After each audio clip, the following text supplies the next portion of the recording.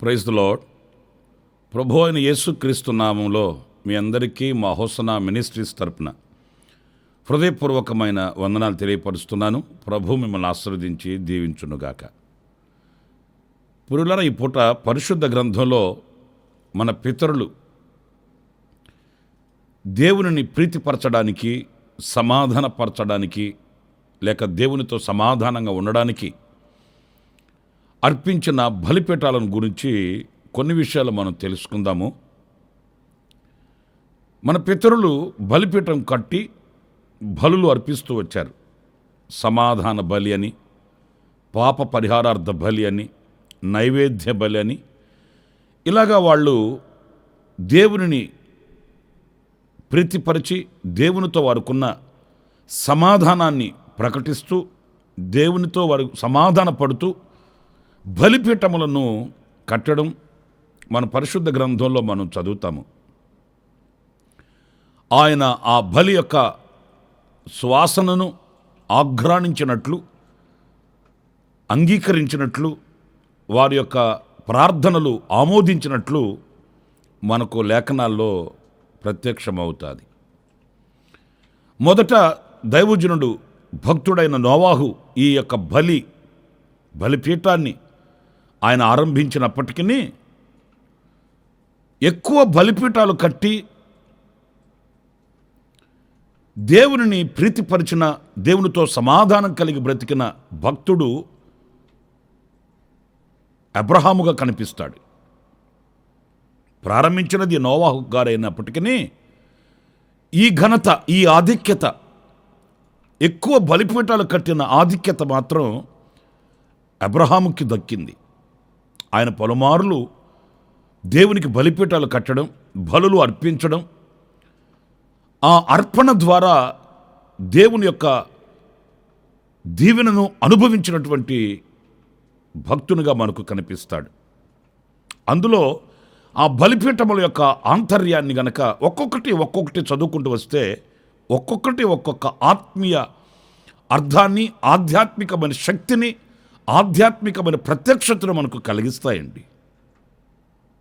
మీరు చూడండి, పరిశుద్ధ గ్రంథంలో ఆదికాండం 12వ అధ్యాయం 7వ వాక్యంలో దైవజనుడైన అబ్రహాము కట్టినటువంటి ఆ బలిపీఠాన్ని, ఆ బలిపీఠపు యొక్క అనుభవాన్ని మనం చూస్తాము. నేను ఆ వాక్యాన్ని చదువుతాను, జాగ్రత్తగా వినండి. యెహోవా అబ్రామునకు ప్రత్యక్షమై నీ సంతానమునకు ఈ దేశం ఇచ్చేదనని చెప్పగా అతడు తనకు ప్రత్యక్షమైన యెహోవాకు ఒక బలిపీఠమును కట్టెను. ఇందులో మనం ప్రత్యేకంగా గమనించవలసింది ఏంటి అనంటే, తనకు ప్రత్యక్షమైన యెహోవాకు అక్కడ ఒక బలిపీఠమును కట్టాడు. అంటే దీనిని ప్రత్యక్షత గల బలిపీఠము అని చెప్పుకోవచ్చండి. సహజంగా పాప పరిహారార్థమై, సమాధానార్థమై, నైవేద్యము నిమిత్తమై అర్పించడం వేరు. ఇక్కడ ఆయన తమకు ప్రత్యక్షమైన యెహోవాకి ఒక బలిపీఠమును కట్టాడు. అంటే తాను ఎవరినైతే చూశాడో, ఎవరిని ప్రత్యక్షత ఆయనకు కలిగిందో అక్కడ ఆయనకి ఒక బలిపీఠమును కట్టడం, ఆ ప్రత్యక్షమైన దేవునికి బలిపీఠమును కట్టి బలి అర్పించడం, ఇది ప్రత్యక్షత గల బలిపీఠం. మన బ్రతుకులలో కూడా ఈ అనుభవం తప్పనిసరిగా ఉండి తీరాలండి. ప్రభు యొక్క ప్రత్యక్షతను చూచిన మనం, ప్రభు యొక్క దర్శనం కలిగిన మనము, ఆయన దర్శనము చేత ఆకర్షించబడిన మనము ఒక బలిపీఠము యొక్క అనుభూతిలోనికి రావాలి. అంటే ఏదో నేను దేవుని చూశాను, ఆయన స్వరాన్ని విన్నాను, ఆయనను వెంబడిస్తున్నాను అని కాకుండా ఒక బలిపీఠము కట్టి బలి అర్పణ ఎలా అర్పిస్తారో అలాంటి సమర్పణ మనలో ఉండి తీరాలండి. వాస్తవంగా మనం ఏం చేస్తాము, వాక్యం చదువుతాము, అక్కడ మనకు ఒక ఆదరణ కలుగుతుంది. ఎవరో మన ప్రక్కన నిలిచి మాట్లాడుతున్నట్లుగానే ఆ అనుభూతిని మనం పొందుతాము. అధైర్యపడిన వేళ, అనారోగ్యం కలిగిన వేళ, శత్రువులు ఓకమ్ముడిగా దొమ్మిగా మన మీదకు వచ్చిన వేళ, ఇలాంటి ఆపదలలో, విపత్తులలో, ఇరుకులలో, ఇబ్బందులలో, కష్ట నష్టాలలో ఎన్నో మార్లు మనం దైవ ప్రసన్నతను చూస్తామండి. ఈ మాటలు వింటున్న మీలో ఎన్నో ఇలాంటి అద్భుతాలు జరిగి ఉంటాయి. ఆ దైవ ప్రత్యక్షతను మనం చూస్తాము. కానీ ఆ ప్రత్యక్షతను చూచిన మనం ఒక బలిపీఠము మీద అర్పణ అర్పించినట్లుగా మనల్ని మనం సమర్పించుకోమండి. దేవుడు మేలు చేశాడు, దేవుడు ఉపకారం చేశాడు, ఆయన అద్భుతం చేశాడు, ఆశ్చర్యకరంగా నన్ను ఆదుకున్నాడు, ఇక అంతే అయిపోయింది. దానికి మన స్పందన ఏంటి? మనలో కలగవలసిన పరివర్తన ఏంటి? మనలో కలగవలసిన ఆ పురోగతి ఎంతవరకు మనం ఆస్వాదిస్తున్నాము అనేది ఒక ప్రశ్న మనం వేసుకోవాలి. ఎందుకంటే మేలులు అందరూ పొందుతారు, కానీ పొందిన మేలులకు ప్రతిగా దేవునికి కృతజ్ఞులై అర్పించే ఆ అర్పణ విషయంలో, అంటే హృదయార్పణ విషయంలో జాప్యం చేసేవాళ్ళు చాలామంది కనిపిస్తారండి. అబ్రహాము అలా కాదు. అతనికి ఒక దైవ ప్రత్యక్షత కలిగింది, అక్కడే ఒక బలిపీఠమును కట్టి బలి అర్పించాడు. మరి ఈ రోజున ఆ రీతిగా ఈ ప్రత్యక్షత గల బలిపీఠమును కట్టగలిగిన వ్యక్తులుగా మనం ఉన్నామా? లేకపోతే మేలులు పొందుకుంటూ, ఉపకారాలు పొందుకుంటూ, మా దేవుడు గొప్ప దేవుడండి, ఆశ్చర్యకరుడండి, నేను సజీవునిగా బ్రతికి బట్టగట్టి బైబిల్ పట్టుకొని ఈరోజున సమాజంలో తిరుగుతానని నేను అనుకోలేదండి, ప్రభు అద్భుతం చేశాడు అనే మాటల మూటలతోనే సాగిపోతున్నామా అనేది మనం వేసుకునవలసిన ఒక ప్రశ్న. ఈనాటికైనా ఆ ప్రత్యక్షతయు గల బలిపీఠమును కట్ట ఆసక్తి కలిగిన వారమై మనం ముందుకు వెళ్ళాలి. ఇంకొక విషయం కూడా నేను మీకు జ్ఞాపకం చేస్తాను. అదేంటంటే, ఇదే 12వ అధ్యాయంలో 8వ వాక్యం కూడా మనం చదివినప్పుడు అక్కడ ఇలా వ్రాయబడి ఉంది, నేను చదువుతాను వినండి. అక్కడ నుండి అతడు బయలుదేరి బేతేలుకు తూర్పుననున్న కొండకు చేరి పడమటినున్న బేతేలునకును తూర్పుననున్న హాయికిని మధ్యను గుడారము వేసి అక్కడ యెహోవాకు బలిపీఠమును కట్టి యెహోవా నామమున ప్రార్థన చేసెను. ఇది ప్రార్థనా బలిపీఠం అండి. ప్రియులారా, చూడండి, అబ్రహాం జీవితంలో ఎన్ని మంచి ఘట్టాలు మనకు ప్రత్యక్షమవుతూ ఉన్నాయో. ఏదో బలిపీఠం కట్టడం అని మాత్రమే కాకుండా, ఆచార సంబంధమైన భక్తి అన్నట్లుగా కాకుండా, ప్రతిదానికి ఆయన ఒక బలిపీఠమును కట్టి ప్రతిష్టతను లేక ఆయన యొక్క సమర్పణను ప్రత్యక్షపరిచినట్లు వాక్యంలో మనం చదువుతామండి. ఆయన బేతేలుకును హాయికిని మధ్య గుడారమును వేసి అక్కడ ఒక బలిపీఠమును కట్టి ప్రార్థన చేసెను. అంటే అది ఒక ప్రార్థనా బలిపీఠం. మనమంతా ప్రార్థన చేసేవాళ్ళమే. ఎప్పుడు చేస్తాము అని అంటే, నేను చెప్పాలనా మీరు వినాలనా? కొందరు సుఖంగా ఉంటే ప్రార్థన చేస్తారు, మరి కొందరికి కష్టాలు వస్తే ప్రార్థన చేస్తారు. ఈ రెండు గుంపులు వాళ్ళు ఉంటారండి. కొందరేమో సుఖమే ఉండాలి వాళ్ళకి, అప్పుడు వాళ్ళు ప్రార్థన చేస్తారు, సమయాన్ని పాటిస్తారు. ఏమాత్రం కష్టం వచ్చిందంటే ఇక మానేస్తారు. మరికొంతమంది వాళ్ళకి కష్టాలు ఉన్నప్పుడే ప్రార్థన చేస్తారండి, సుఖం కలిగిందంటే ప్రార్థన మానేస్తారు. ఈ రెండు గుంపుల వాళ్ళు మనకు కనిపిస్తారు. కానీ తక్కువ మందిగా ఈ ప్రార్థన అనేది ఒక బలిపీఠం. ఆ ప్రార్థన అనే బలిపీఠాన్ని నేను దేవునికి కట్టాలి, ఒక బలి అర్పణగా నేను మార్చబడాలన్న కాంక్షతో కొనసాగే వాళ్ళు కొంతమందిగా కనిపిస్తారు. వారే దీవెనకు పాత్రులు అవుతారు. ఎందుకంటే ఈ తాత్కాలికమైన భక్తిని ఆయన చూసి మురిసిపోయేవాడు కాదండి. మనుషులనైతే మనం మోసపరచవచ్చు, మనుషులనైతే మభ్యపెట్టవచ్చు. హృదయ అంతర్భాగాలు ఎరిగే దేవునిని ఎలా మనం మభ్యపెట్టగలము, ఎలా మోసగించగలము? ప్రియ సహోదరులారా, ఆలోచించండి. ఏదో తాత్కాలికంగా అవసరాల కొరకు ప్రార్థన చేయడం, అవసరాల నిమిత్తం ఆయన పాద సన్నిధికి చేరుకోవడం, అవసరాల నిమిత్తం ఆయన సన్నిధిలో కూర్చోవడం, అవసరాల నిమిత్తమై ఆయనను ఆరాధించడం, ఇలాంటి అనుభవాలలో ఉన్న వారిని ఆయన ఆశీర్వదించే దేవుడు కాదండి. కరువైన, ఖడ్గమైన, ఉపద్రవమైన, ఉన్నవైనా, రాబోవునవైనా, శ్రమయైనను దైవజనుడు పౌలు చెప్తాడండి. క్రీస్తు ప్రేమలో నుండి నన్ను వేరు చేయనది ఏమైనా కలదా అంటే ఆయన హృదయం అంత స్థిరమైన హృదయం అండి. అబ్రహాం బ్రతుకులలో మనం గమనించినప్పుడు ఆయన ఎన్ని ఆటుపోటులు ఎదురైనా, ఎన్ని అవాంతరాలు, అభ్యంతరాలు ఆయన ఎదుట నిలిచినప్పటికీ ప్రియులారా ప్రార్థన చేయడం, ప్రభువుకు మొరపెట్టుకోవడం. మీకు బాగా తెలుసు, అబీమెలెకు శారమ్మ తల్లిని తీసుకుని వెళ్ళిపోయినప్పుడు వాస్తవంగా మనుష్యమాతృలుగా చాలా కృంగిపోవాలి. అబ్రహాం అలా కృంగిపోలేదు. అబీమెలెకు శారమ్మ తల్లిని తీసుకుని వెళ్ళిపోయినప్పుడు ఒంటరిగా మిగిలిపోయిన అబ్రహాము తన యొక్క స్వదేశానికి వెళ్ళిపోయి తన రక్త సంబంధికులను, తనకు కలిగిన వారిని, వీళ్ళని కూడబలుక్కొని ఏదో తెలుసో తెలియక నేను ఇండ్లు విడిచిపెట్టి వెళ్ళిపోయాను, మార్గమధ్యంలో నాకు ఇలాంటి కీడు జరిగింది, ఏదో దేవుడు పిలిచాడని వెళ్ళిపోయాను, ఇలాగా చేదు అనుభవాలు నాకు వాటిల్లాయి అని ఆయన కృంగిపోలేదు. దేవుని సన్నిధిలో ప్రార్థన చేయడం ప్రారంభించాడు.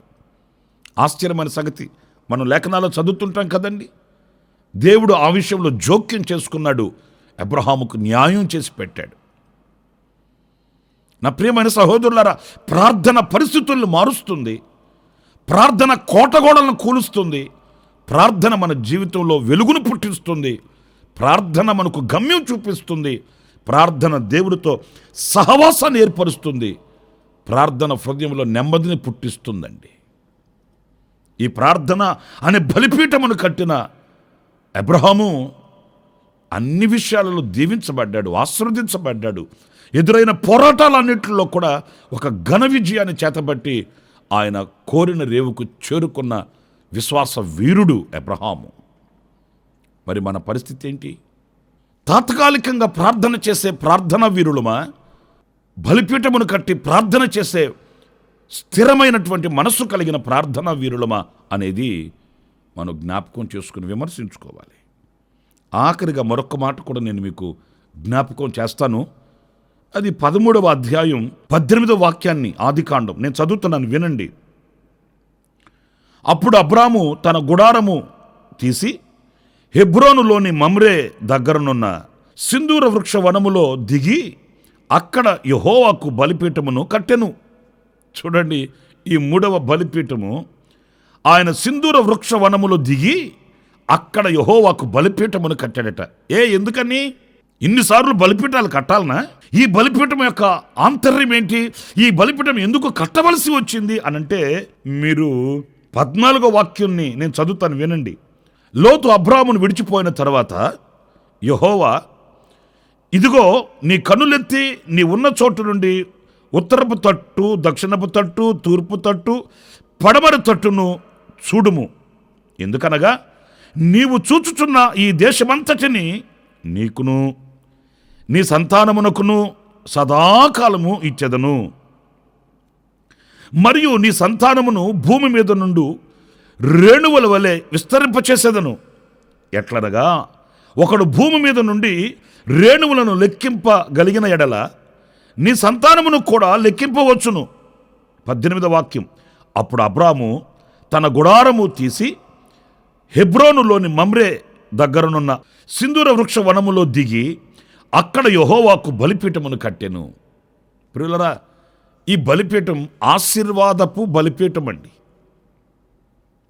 లోతు అబ్రహామును విడిచిపెట్టి వెళ్ళిపోయాడు. ఎందుకు వెళ్ళిపోయాడు, ఎందుకు విడిచిపెట్టి వెళ్ళవలసి వచ్చిందనే చరిత్ర మనందరికీ బాగా తెలుసు. తన మనస్సుకు వచ్చినట్లు, కనులు ఆశించినట్లుగా కోరుకొని సహవాసాన్ని, పరిశుద్ధుల యొక్క చెలిమిని విడిచిపెట్టి అబ్రహాం వెళ్ళిపోయాడు. ఆయనకి సొదొమ గొమొర పట్టణం ఏదేను వనములాగా కనిపించింది. దానిని ఎంపిక చేసుకొని ఏర్పరచుకొని వెళ్ళిపోయాడు. అబ్రహాము ఒంటరిగా మిగిలిపోయాడు.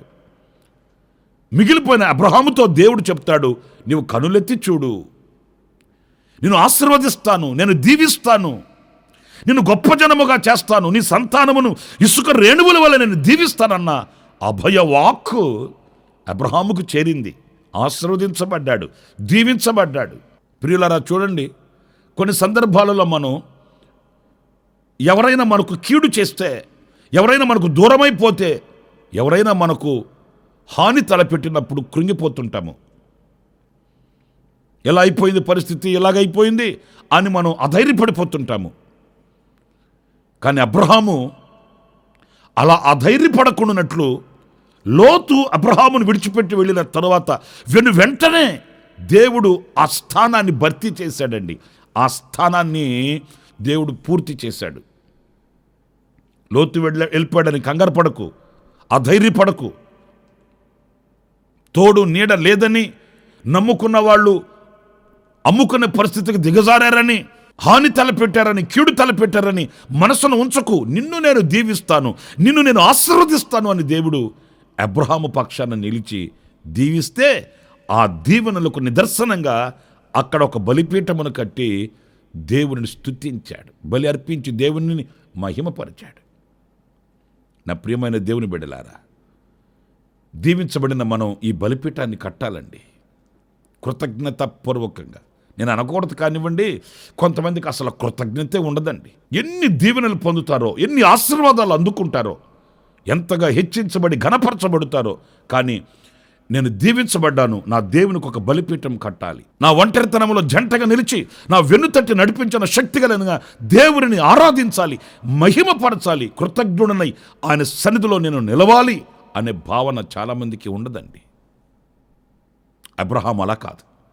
దేవుడు అబ్రహామును దీవించాడు, ఆశీర్వదించాడు.